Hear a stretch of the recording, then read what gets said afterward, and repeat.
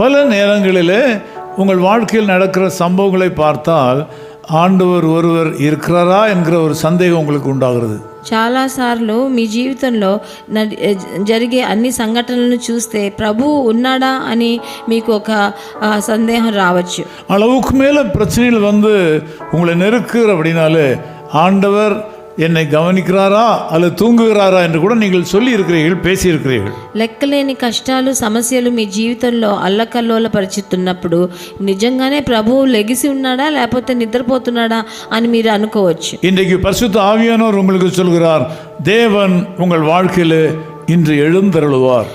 ఈరోజు పరిశుద్ధాత్మ దేవుడు మీ దగ్గర చెప్తున్నాడు, ఈరోజు ప్రభువు మీ జీవితంలో లెగిసి వస్తాడని, உங்களுக்கு உதவி செய்யும்படி எழுந்தருளுவார், మీకు సహాయం చేయనట్టుకు లెగుస్తాడని రాయబడింది. உங்களை மேன்மைப்படுத்தும்படி எழுந்தருளுவார், మిమ్మల్ని హెచ్చించేదానికి లెగుస్తాడు. இப்படி